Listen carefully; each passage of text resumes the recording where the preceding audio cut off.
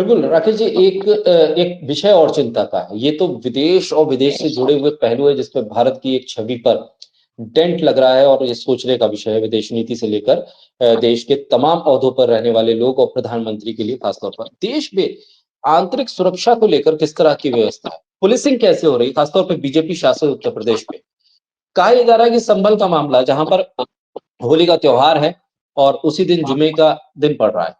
तो वहाँ के एसएचओ अनुज चौधरी जो काफ़ी लाइमलाइट में रहे हैं, गोली चला दो उनके वीडियो काफ़ी वायरल हुए संभल दंगे के दौरान। वो ये कह रहे हैं कि भई आपको रंग से परहेज़ है, आप अपने घरों में कैद हो जाइए। आज से पहले होता ये था कि कोई हुड़दंग करने वाला है, कोई त्योहारों में खलल डालने वाला है, तो पुलिस उस पर सख्ती करती थी कि तुम मत दिख जाना उस दिन वहाँ पर, नहीं तो उठा लिए जाओगे। 2 त्योहार एक साथ आ रहे हैं, तो और बहुत आसानी से पुलिस का काम होता था कि दोनों त्योहार एक साथ मनाए जाएँ, कोई हुड़दंग ना हो। यहाँ पुलिसिंग क्या हो रही है? पुलिसिंग ये हो रही है, आपको घर में रहना है, आपको सड़क पर रहना है। यानी ऑड इवन लागू किया जा रहा है हिंदू और मुसलमानों के लिए। ऐसे पुलिसिंग होगी क्या? सवाल उठ रहे हैं और इसीलिए शायद संभल में अब ये भी हो गया है कि कोई और बयान नहीं देगा डीएम और एसपी के अलावा। लेकिन किस तरह की पुलिसिंग है और क्या ये एक संदेश नहीं है सत्ता के संरक्षण का? देखिए, इसमें अब संदेह कहाँ बचा है। केंद्र की सत्ता से लेकर तमाम राज्यों में जहां बीजेपी की सरकारें हैं, वे पूरी तरह सांप्रदायिक राजनीति पर उतारू। वरना किसी थानेदार की, किसी सीओ की इतनी हिम्मत नहीं हो सकती कि वो कुछ लोगों को घर से निकलने से रोके और कुछ लोगों को निकलने के लिए कहे। ये ऑड इवन इस देश में कभी नहीं चला। कारों के लिए चलता है, प्रदूषण के लिए। दिल्ली में शनिवार को इस नंबर की गाड़ी नहीं निकलेगी, इतवार को इस नंबर की नहीं निकलेगी, पर इंसानों में भेद तो नहीं किया जा सकता। उत्तर प्रदेश में कानून व्यवस्था का क्या हाल है, उसका नजारा एक सांसद ने भी पेश कर दिया। अलीगढ़ यूनिवर्सिटी में होली मनाने को लेकर उन्होंने कह दिया, हम जो उधम करेगा, मारपीट करेगा, हम उसे ऊपर भेज देंगे। यानी अब यमराज का काम भी बीजेपी के लोगों ने अपने हाथ में ले लिया है।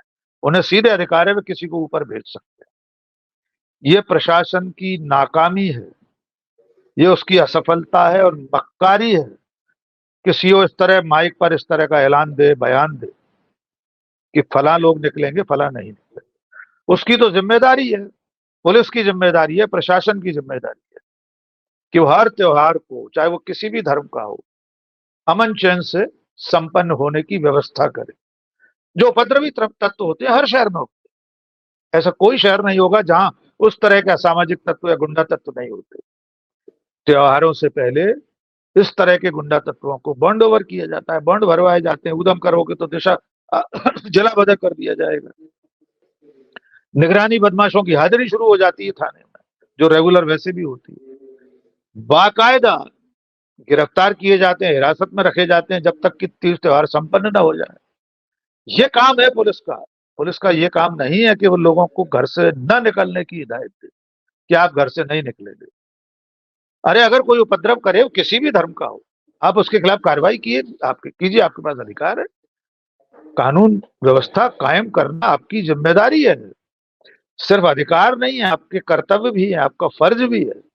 अपने फर्ज में नाकाम रहे लोग ही इस तरह की बातें करते हैं।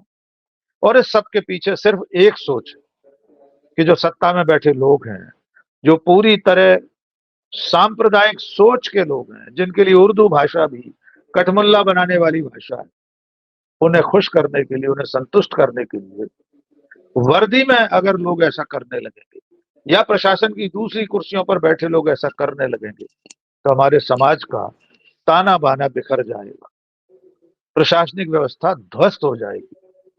जिनकी जिम्मेदारी है, अगर वे ही नागरिकों को डर कर घर में रहने की हिदायत देंगे, तो कायदे से उनके शरीर पर वर्दी एक दिन भी नहीं रहना चाहिए। उत्तर प्रदेश के पूर्व डीजीपी इसको लेकर कह चुके हैं कि ऐसे व्यक्ति को तत्काल सस्पेंड कर देना चाहिए। कई लोग ऐसे बयान दे चुके हैं। तो मैं समझता हूं ये बेहद खतरनाक संकेत है कि नौकरशाही, पुलिस, पूरा तंत्र इस तरह सांप्रदायिक रंग में रंग जाए कि नागरिकों में भेद करने लगे। जी सर। राकेश जी, आखिर में ये कि क्या एक पुलिसकर्मी, एक सीओ वर्दी में इस तरह के बयान दे? उसकी भाषा से, उसके बयानों से तो वहां के लोगों में एक विश्वास, एक हौसला आना चाहिए कि किसी तरह की हुड़दंग नहीं होगी। उल्टा ये कहा जा रहा है कि हुड़दंग होगी, इसलिए आप अपने घरों में कैद हो जाइए। हुड़दंग होगी, उससे बचना है, इसका मतलब यह है कि आप घरों में कैद हो जाइए। क्या वर्दी में दिया गया बयान सरकार का बयान ना माना जाए? पुलिस महकमे का, उत्तर प्रदेश पुलिस का बयान ना माना जाए इसे? और फिर आप बिल्कुल। हुड़दंग रोक नहीं पा रहे हैं, अपनी नाकामी को आप किसी और एक वर्ग के ऊपर डाल के आप उन्हें घर के अंदर कैद होने के लिए कह दें, और जैसा कि आपने जिक्र भी किया, एक सांसद कह दें कि हम ऊपर भेज देंगे, तो क्या ये सरकार, प्रशासन और पुलिस का सीधे तौर पर बयान है कि अपनी नाकामी छुपानी है तो इसलिए कैद हो जाइए? देखिए, अब घोषित रूप से ये नाकामी है।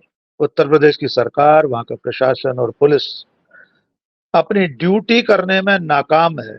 वो खुद मानता है कि वो अपना फर्ज अदा नहीं कर पाएगा, तो कायदे से वर्दी में जिसने बयान दिया है उसके खिलाफ तो सीधी कार्रवाई पुलिस मुख्यालय से हो जानी चाहिए थी। सरकार अब तक उसे सस्पेंड कर चुकी होती अगर कानून का राज होता। वो ये स्वीकार कर रहा है वो ड्यूटी अदा करने में सक्षम नहीं है, उसमें काबिलियत नहीं है कि अपने थाना क्षेत्र में, अपने परिक्षेत्र में वो अमन चैन कायम रख पाएगा, इसलिए आपसे कह रहा है घर पर रहिए।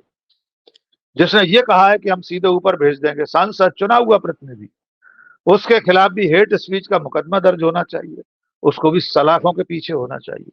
लेकिन ऐसा सब होगा नहीं, क्योंकि जो लोग सत्ता में बैठे हैं, जो सरकार में बैठे लोग हैं, वे भी तो इसी विचारधारा के हैं।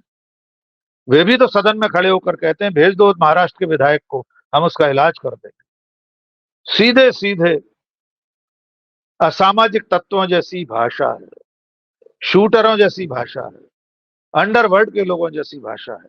लेकिन प्रदेश का, देश के सबसे बड़े प्रदेश का मुख्यमंत्री फ्लोर ऑफ द हाउस, सदन में खड़े होकर ऐसा बयान देता है। इसलिए मुझे नहीं लगता उस सीओ के खिलाफ कोई कार्रवाई होगी, होना चाहिए। मैं इसके पक्ष में हूं जी।